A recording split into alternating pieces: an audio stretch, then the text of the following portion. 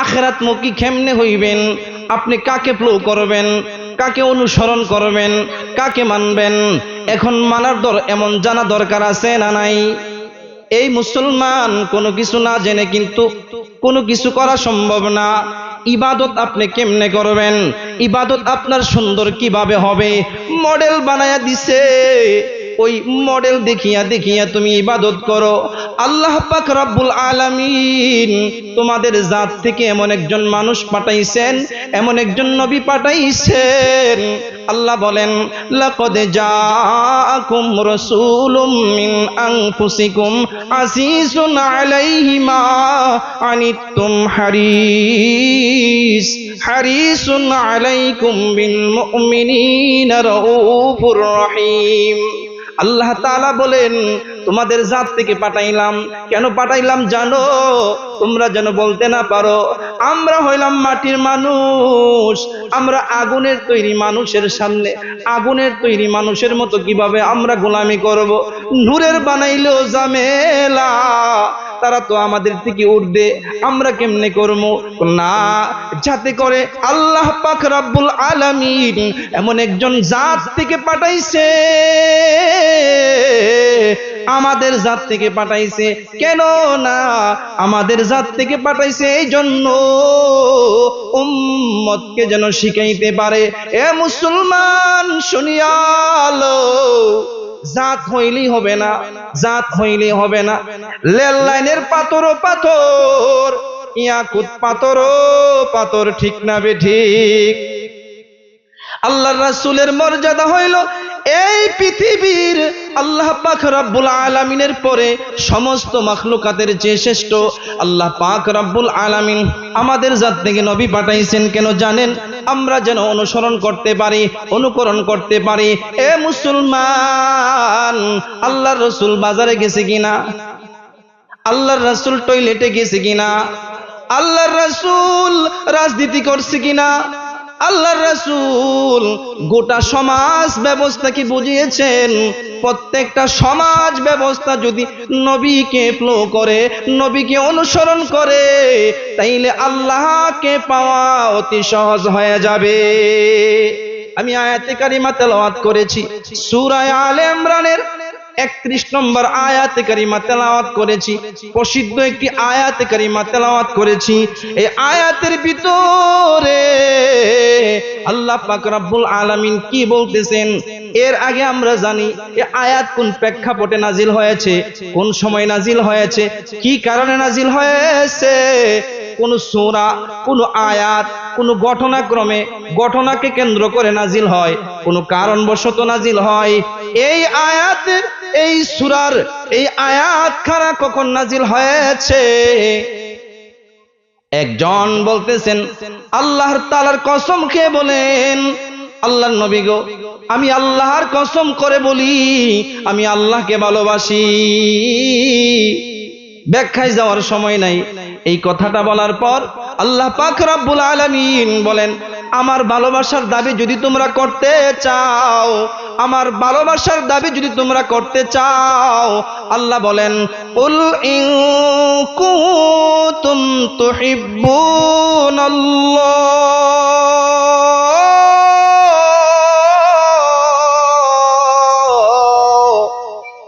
আল্লাহ তাআলা বলেন নবীরে, হে নবী আমার, আপনি জানায়া দেন, তারা যদি ভালোবাসার দাবি করতে চায়, তারা যদি ভালোবাসা পেতে চায়, আমার ভালোবাসা পেতে চায়, আমার মহব্বত পেতে চায়, তারা যেন কি করে? আল্লাহ বলেন, ফাত্তাবিউনি ইউহিব্বুকুমুল্লাহ।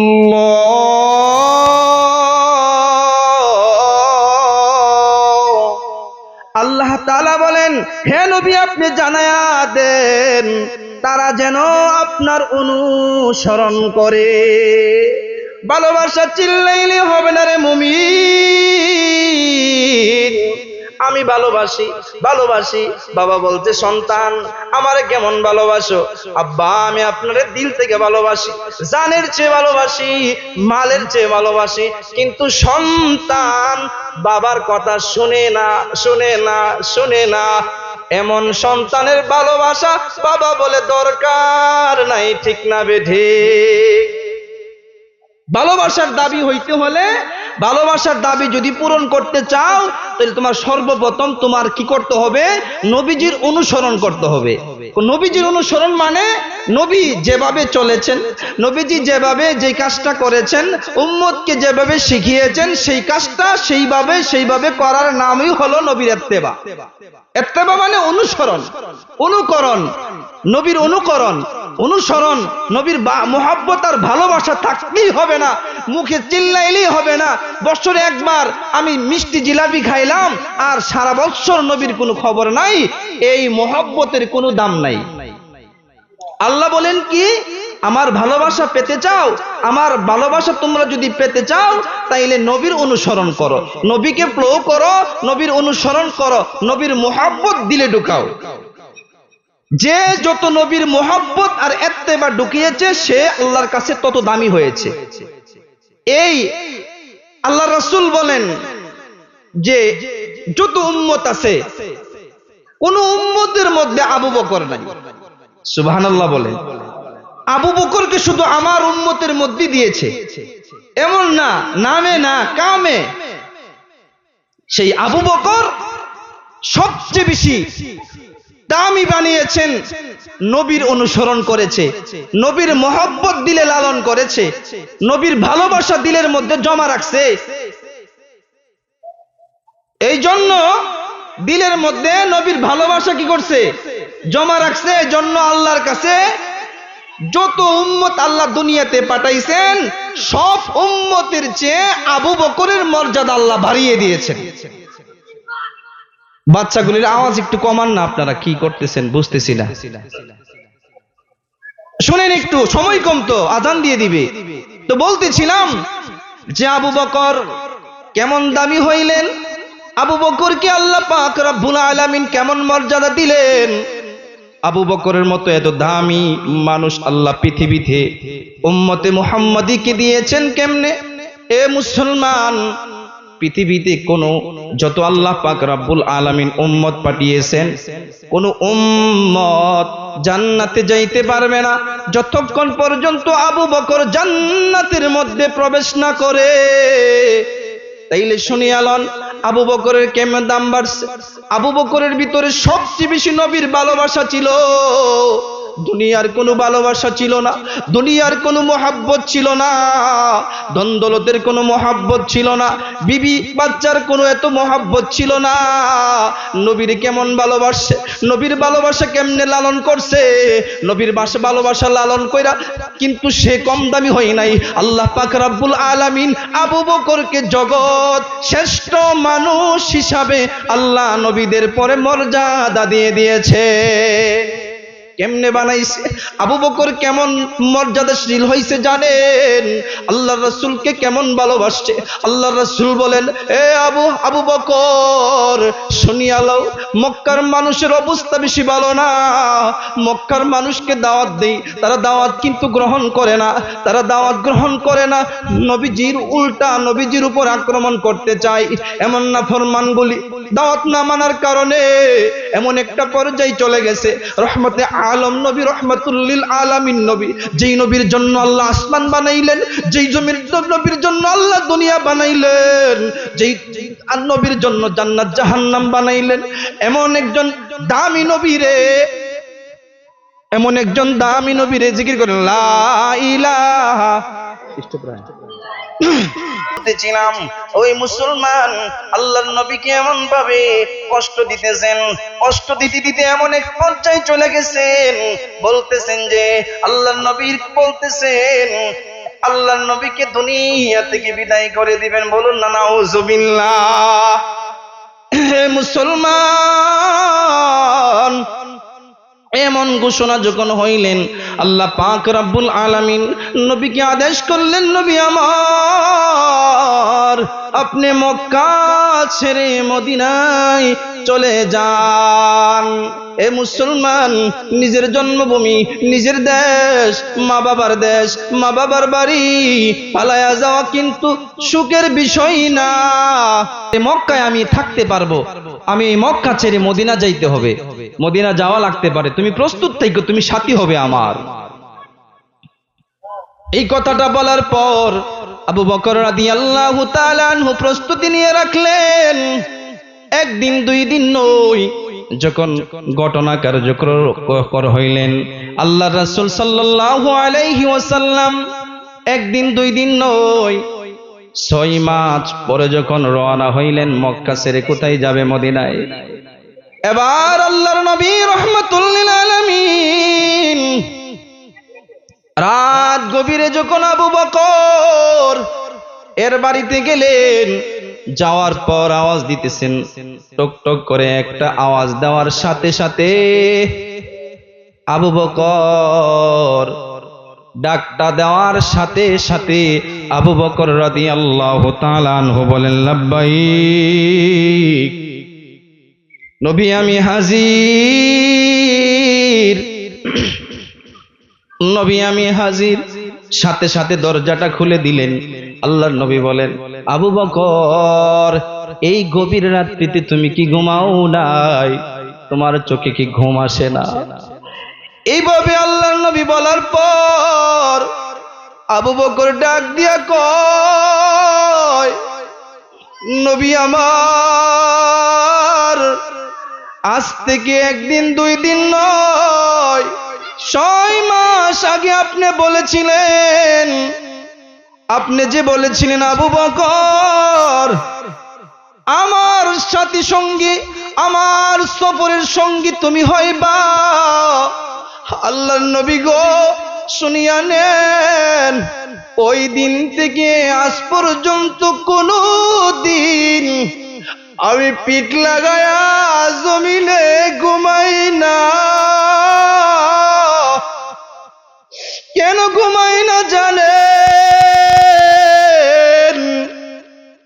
আপনার মা নাই, বাবা নাই, আপনার আপন মানুষ বলতে কেউ নাই। আপনাকে শত্রুরা এমন ভাবে টার্গেট করেছে দুনিয়া থেকে বিদায় করতে, আমি নবী আপনাকে কেমনে একা পালায়া ঘুমাই? আপনি যদি একটা ডাকের আরেকটা ডাক দিতে হয় আপনার তো কষ্ট হবে গো নবী, এই জন্য আমি ঘুমাই নাই। আল্লাহর রাসূল সাল্লাল্লাহু আলাইহি ওয়াসাল্লাম কেমন মোহাব্বত দেখাইলেন। এ মুসলমান, তারাও আশিকে রাসূল, আমরাও আশিকে রাসূল, তাই নয়? জমিন দিয়ে যখন হাঁটতেছেন আবু বকর একবার যাই ডাইনে, একবার যাই বামে, একবার যাই সামনে, একবার যাই পিছনে। আল্লাহর নবী বলেন, আবু বকর তুমি এমন করতেছো কেন? এ আবু বকর তুমি এমন করতেছো কেন? তুমি দিয়ে একবার পিছনে যাও, একবার দি ডাইনে যাও, একবার দি বামে যাও, আবার সামনে যাও, কারণ কি? আল্লাহর রাসূলের উত্তরে আবু বকর রাদিয়াল্লাহু তাআলা আনহু বলেন, নবী গো আমার, আমি দেখতেছি ডান দিকে যখন যাই, আমি দেখি ডান দিকে গেলে বাম দিকে যেন শত্রু আপনাকে অস্ত্র মারতে, বাম দিকে গেলে মনে করি ডান দিকে আপনাকে আক্রমণ করতেছে, সামনে যখন যাই সামনে গেলে মনে করি পিছনে আক্রমণ করতেছে। এই জন্য আমি আপনাকে বারবার এদিক আর ওইদিকে যাই। করতে করতে যখন সামনে আগাইলেন, আল্লাহর রাসূল সাল্লাল্লাহু আলাইহি ওয়াসাল্লাম যে ঘাড়ের মধ্যে আত্মগোপনে ছিলেন, ওই ঘাড়টা কিন্তু সমতল জমিন থেকে অনেক উঁচু। কি করবেন? আল্লাহর নবীকে বলেন, আল্লাহর নবী বলেন ওই জায়গার মধ্যে আমরা অবস্থান করব। আল্লাহর রাসূলকে আবু বকর বলেন, আল্লাহর নবী গো আপনি ওই জায়গায় অবস্থান করবেন, এত উঁচু রাস্তায় আপনি কেমনে উঠবেন? এ মুসলমান, আবু বকর বলেন, ও আল্লাহর নবী আপনি আমার সোয়ারি বানান, আপনি আমার সোয়ারি বানান, আপনি আমার কাঁধে উঠেন, আপনার কষ্ট হবে আমি চাই না, আপনি আমার কাঁধে ওঠেন। এ মুসলমান, ওই পাহাড় থেকে দেখলে পরে একটা মানুষকে ছোট মুরগির বাচ্চার মতো দেখা যায়, এত উঁচু পাহাড়ে আবু বকর কি করলেন? নবীজিকে কাঁধে করে উঠাইলেন। তাই নয়, যেই গর্তের মধ্যে অবস্থান করবেন ওই গর্তটাকে আল্লাহর নবীকে বলেন, নবী গো আপনি এখানে থাকেন, আগে আমি দেখে আসি এই গর্তের মধ্যে কোনো বিষাক্ত কোনো প্রাণী আছে কিনা, বিষাক্ত কোনো কিছু আছে কিনা, আমি একটু দেখে আসি। নবী গো আমার, আপনি কষ্ট করবেন, আমার দ্বারা সম্ভব না। আল্লাহর রাসূলকে দাঁড়া করাইলেন, দাঁড়া করায় আবু বকর ওই গুহার মধ্যে ঢুকলেন, সুন্দর করে পরিষ্কার করলেন প্রত্যেকটা গুহার প্রত্যেকটা ছিদ্র তিনি তার অতিরিক্ত কাপড় থেকে ছিঁড়ে ছিঁড়ে প্রত্যেকটা রাস্তা বন্ধ করলেন। এবার আল্লাহর রাসূলকে বলেন, আল্লাহর নবী গো আমরা কি করলাম, আমি পরিষ্কার করলাম, আসুন আপনি এখানে আসুন। আল্লাহর রাসূল যখন ভিতরে ঢুকলেন, আল্লাহর রাসূলকে বলেন, আল্লাহর নবী আপনি কষ্ট করবেন আমি চাই না, আপনি আমার রান এর মধ্যে আপনার মাথা মুবারক রাখুন। সুবহানাল্লাহ। এ মুসলমান, আল্লাহর রাসূল সাল্লাল্লাহু আলাইহি ওয়াসাল্লাম কি করলেন, আবু বকর রাদিয়াল্লাহু তাআলা আনহুর রানের মধ্যে ঘুমাইলেন, ওই দিক দিয়ে সব রাস্তা বন্ধ করলেন, কিন্তু একটা রাস্তা বন্ধ করতে পারলেন না।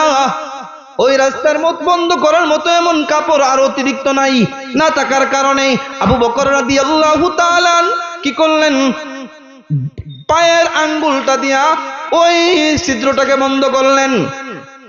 আল্লাহ রাসূল ঘুমাইতেছেন, ওই দিক দিয়া একটা সাপ, একদিন দুই দিন নয় 100 বছর আগে তাওরাতের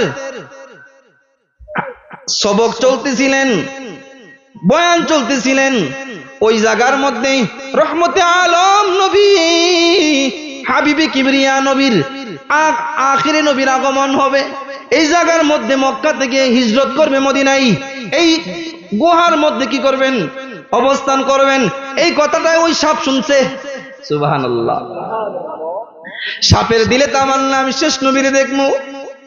এই সাপ কি করলেন, এই সাপ দূরে কোথাও যায় না, খায়া না খায়া এখানেই ঘুরতেছেন, সময় পার করতেছেন। যেই দিন আসলেন আল্লাহ নবীকে দেখবেন, ওই দিক দিয়ে তো আবু বকর বন্ধ করে রাখছেন, কিভাবে আসবেন, সাপ তো আসার জন্য ফিকির করতেছেন। এবার শেষ পর্যন্ত সাপ কি করলেন, আবু বকর রাদিয়াল্লাহু তাআলা আনহুর পায়ের মধ্যে সুবল মেরা দিলেন। দেওয়ার পর বিষাক্ত সাপ এত ব্যথা সহ্য না করতে পেরে চোখের পানি পালায়া কাঁদে।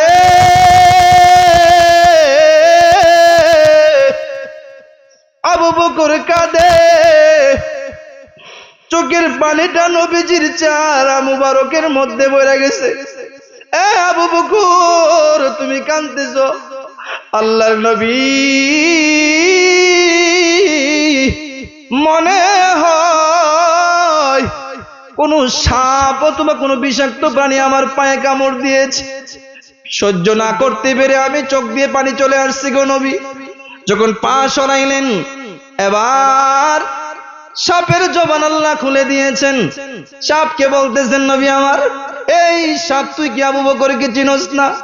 এ সাপ রে, তুই কি আবু বকরকে চিনোস না? সাপের জবান আল্লাহ খুলে দিয়েছেন। আল্লাহর নবী গো, আমি তো সাপকে, আমি তো আবু বকরকে চিনি, আমি আবু বকরকে চিনি, কিন্তু আবু বকর তো আমার সাথে জুলুম করতেছে। কেমনে?